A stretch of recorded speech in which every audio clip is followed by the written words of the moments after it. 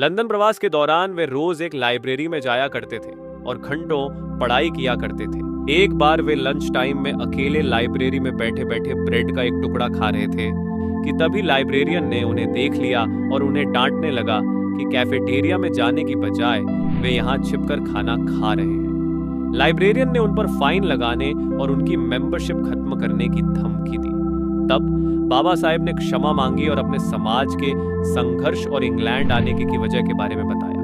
उन्होंने ये भी बड़ी ईमानदारी से कबूल किया कि कैफेटेरिया में जाकर लंच करने के लिए उनके पास पर्याप्त पैसे नहीं हैं। उनकी बात सुनकर लाइब्रेरियन बोला, आज से तुम लंच में यहाँ नहीं बैठोगे, तुम मेरे साथ कैफेटेरिया चलोगे और मैं तुमसे अपना खाना शेयर करूंगा। वह लाइब्रेरियन एक यहूदी था और उसके इस व्यवहार के कारण बाबा साहेब के मन में यहूदियों के लिए एक विशेष स्थान बन गया। भीमराव अंबेडकर अपने समय के सबसे विद्वान भारतीय राजनीतिज्ञ थे। वे लंदन स्कूल ऑफ इकोनॉमिक्स से अर्थशास्त्र में डॉक्टरेट की उपाधि प्राप्त करने वाले पहले भारतीय थे। साथ ही कोलंबिया विश्वविद्यालय से भी उन्होंने डॉक्टरेट की उपाधि प्राप्त की थी। इसके अलावा उन्होंने लंदन के ग्रेज इन से बैरिस्टरेट लॉ की डिग्री भी प्राप्त की। उनमें सीखने की अदम्य भूख थी। विदेश यात्रा के दौरान वे अपने साथ हजारों सेकंड हैंड किताबें लाते थे। बॉम्बे राजगढ़ में उनके निजी पुस्तकालय में 50,000 से ज्यादा किताबें थी। फिर भी बचपन में एक समय ऐसा आया जब वे अपनी पढ़ाई छोड़कर घर से भागकर एक साधारण मिल मजदूर के रूप में काम करना चाहते थे। नियति को जो मंजूर था वह उनकी योजना सफल नहीं हो पाई। पी.आर. अंबेडकर के पिता रामजी सकपाल भारतीय सेना में सूबेदार थे। रामजी और भीमाबाई की अंतिम और 14वीं संतान का जन्म 14 अप्रैल 1991 को महू में हुआ था, जिसका नाम भीमराव अंबावडेकर था। सेना से सेवानिवृत्त होने के बाद रामजी सकपाल सतारा में बस गए। जल्द ही वे कोरेगांव चले गए, जहां उन्हें कैशियर की नौकरी मिल गई, जबकि उनका परिवार सतारा में ही था। 6 साल की उम्र में भीम की मां का देहांत हो गया। उनकी मौसी ने युवा भीम, उनके बड़े भाई और उनकी सबसे बड़ी बहन के 2 बेटों की देखभाल करने के लिए परिवार के साथ रहना शुरू कर दिया, जिनकी भी मृत्यु हो चुकी थी। भीम और उनके बड़े भाई ने सतारा में अपनी स्कूली शिक्षा शुरू की। स्कूल में उन्हें अपनी जाति से जुड़े कलंक के कारण अनगिनत अपमान सहना पड़ा। उन्हें कक्षा के कोने में एक बोरे पर बैठाया जाता था, जिसे उन्हें हर दिन घर वापस ले जाना होता था, क्योंकि स्कूल का चपरासी उसे छूता नहीं था। प्यास लगने पर वे अन्य बच्चों की तरह अपनी प्यास बुझाने के लिए नल पर नहीं जा सकते थे, क्योंकि उन्हें नल को छूने की अनुमति नहीं थी। जब प्यास लगती तो स्कूल का चपरासी ऊपर से उनके मुंह में पानी डालता, ये सुनिश्चित करते हुए कि पानी का बर्तन उनके अपवित्र शरीर को न छुए। स्कूल में कोई और लड़कों के लिए यह सांसारिक कार्य भी नहीं करता था। बाद में अंबेडकर ने अपने निबंध नो चपरासी नो वाटर में उन दिनों की पीड़ा का वर्णन किया। हालांकि स्कूल में सभी लोग भीम के प्रति निर्दयी नहीं थे। वह महादेव अंबेडकर नाम के एक ब्राह्मण शिक्षक का प्रिय छात्र था। सर महादेव अपना दोपहर का भोजन भी उसके साथ साझा करते थे। उन्हें भीम इतना पसंद था कि उन्होंने स्कूल के रिकॉर्ड में लड़के का उपनाम अंबावडेकर से बदलकर अंबेडकर रख दिया। अपने स्कूल के शुरुआती दिनों में भीम बेफिक्र, निडर और अपनी पढ़ाई के प्रति बहुत गंभीर नहीं थे। उनकी रुचि बागवानी, मवेशियों की देखभाल और बकरियां पालने में थी। 1901 में रामजी सकपाल ने अपने 2 बेटों और एक पोते को कोरेगांव में अपने साथ गर्मियों की छुट्टियां बिताने के लिए आमंत्रित किया। सतारा से उन्हें मसूर तक ट्रेन से यात्रा करनी थी, जहां से कोरेगांव 10 मील दूर था। यह युवा लड़कों के लिए बहुत ही रोमांचक प्रस्ताव था, क्योंकि उन्होंने पहले कभी ट्रेन से यात्रा नहीं की थी। छुट्टियों के लिए नए कपड़ों की सिलाई सहित बड़ी तैयारियां की गई। जब ट्रेन मसूर पहुंची तो लड़कों को यह जानकर आश्चर्य हुआ कि उनके पिता उन्हें लेने नहीं आए हैं। बाद में पता चला कि उनका पत्र समय पर उनके पिता तक नहीं पहुंचा था।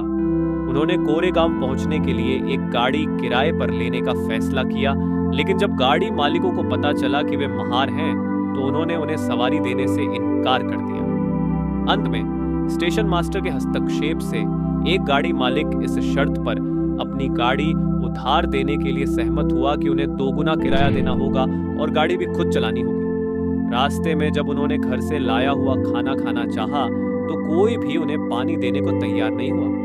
भीम को पता था कि वह अछूत है और उसे एक निश्चित आचार संहिता का पालन करना पड़ता है, लेकिन इससे पहले उसे इस तरह के अमानवीय व्यवहार और अपमान का सामना नहीं करना पड़ा था। इसने उसे अछूत प्रथा के बारे में सोचने पर मजबूर कर दिया। अंबेडकर अपनी जीवनी वेटिंग फॉर ए वीजा में लिखते हैं, यह घटना मेरे जीवन में बहुत महत्वपूर्ण स्थान रखती है। जब यह घटना हुई तब मैं 9 साल का था, लेकिन इसने मेरे मन पर एक अमिट छाप छोड़ी है। जब भीम लगभग 10 वर्ष का था, उसके पिता ने दूसरी शादी करने का फैसला किया। भीम को यह विचार पसंद नहीं था कि कोई दूसरी महिला उसकी मां की जगह ले और उसके गहने पहने। उसने विद्रोह किया और गुप्त रूप से घर से भाग जाने और बंबई में एक मिल मजदूर के रूप में काम करने की योजना बनाई, जहां वह जानता था सतारा के कई लड़के काम कर रहे थे। ट्रेन का किराया खरीदने के लिए उसने अपनी चाची की थैली से पैसे चुराने की योजना बनाई, जो उसके साथ फर्श पर सोएगी। लगातार 3 रातों तक उसने चाची की कमर में बंधी थैली को हथियाने की कोशिश की, लेकिन सफल नहीं हो सका। जब उसने चौथी रात थैली पकड़ी तो उसे बड़ी निराशा हुई जब उसने पाया कि थैली में केवल आधा आना था, जो किराया खरीदने के लिए पर्याप्त नहीं था। निराश होकर उसने पूरी रात अपने अगले कदम के बारे में सोचते हुए बिताई। अगले दिन उसने यह निष्कर्ष निकाला कि स्कूल से भागने की कोशिश करने का कोई फायदा नहीं। अब उसने मन लगाकर पढ़ाई करके और अच्छी नौकरी पाकर आत्मनिर्भर बनने का फैसला किया। उस दिन से उसने अपनी भाग दौड़ वाली आदतें छोड़ दी और खुद को पढ़ाई के लिए समर्पित कर दिया। यह आत्म प्रेरणा न केवल उस लड़के के लिए बल्कि पूरे देश के लिए जीवन बदलने वाली घटना साबित हुई। 1904 में परिवार सतारा से बॉम्बे चला गया। भीम और उनके भाई को एल्फिंस्टन स्कूल में भर्ती कराया गया। उन्हें नए स्कूल में भी जातिगत भेदभाव का सामना करना पड़ा।